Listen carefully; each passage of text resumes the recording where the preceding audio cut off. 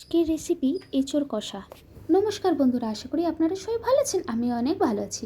আজকে ভাবলাম একটু এঁচোড়ের তরকারি বানাবো, সেই মতো এঁচোড় কেটে নিয়েছি একটু বড় বড় করে, তাতে লবণ আর হলুদ দিয়ে সেদ্ধ করতে বসিয়ে দেবো। আর মশলার জন্য নিয়েছি পেঁয়াজ কুচি, পেঁয়াজ বাটা, রসুন বাটা, শুকনো লঙ্কা বাটা, আদা বাটা, ধনে জিরে বাটা, গোটা গরম মশলা, ধনেপাতা আর টমেটো। এবার কড়ার মধ্যে তেল দিয়ে আলুগুলো একটু লবণ আর একটু হলুদ দিয়ে ভেজে নিচ্ছি। আলু ভাজা হয়ে গেছে, একটু এঁচোড়ও ভেজে নিলাম। এঁচোড়টা ভাজলে খুব ভারী ভালো স্বাদ হয়। সেই তেলের মধ্যেই গরম মশলা আর পেঁয়াজ কুচি দিয়ে একটু ভালো করে ভেজে নেওয়ার পরেই আমি পেঁয়াজ বাটা দিয়ে দিলাম। এবারে দিলাম আদা বাটা, রসুন বাটা আর শুকনো লঙ্কা বাটা। মশলাগুলো জানেন শিলের মধ্যেই বেটেছি। শিলে বাটা মশলা দিয়ে খেতে খুবই ভালো লাগে। এবার ধনে আর জিরে বাটাটা দিয়ে দিলাম। এইভাবে রান্না করে দেখবেন খুবই ভালো খেতে হয়। তো আমার মশলাগুলো একটু কষানোর পরে আমি একটু লবণ দিয়ে দিলাম।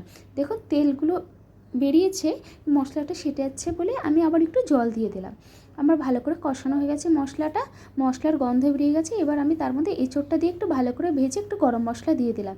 এই মুহূর্তে গরম মশলাটা দিলেই খেতে ভালো হয়, পুরো মশলাটা ভেতরে ঢোকে আর কি। এবার আমার ভালো করে ভাজা হয়ে গেছে। এবার আমি একটু টমেটো দিয়ে আবার একটু ভেজে নিলাম। এবার আমি পরিমাণ মতো জল দিয়ে দেবো। এইভাবে বানিয়ে দেখবেন পুরো মাংস, পুরো মনে হবে হাড় ছাড়া মাংস। তো ভিডিওটা কেমন লেগেছে অবশ্যই জানাবেন। এই যে আমি একটুখানি চিনিও দিয়ে দিলাম জল দিয়ে, চিনি দিলে আরও ভালো লাগে। লাস্টে দিলাম ধনেপাতা। চলুন হয়ে গেছে, এবার নামিয়ে নিই। আমার ভিডিওটা যদি ভালো লেগে থাকে অবশ্যই একটি লাইক কমেন্ট শেয়ার করবেন। কেমন হয়েছে কমেন্টে কিন্তু জানাতে ভুলবেন না।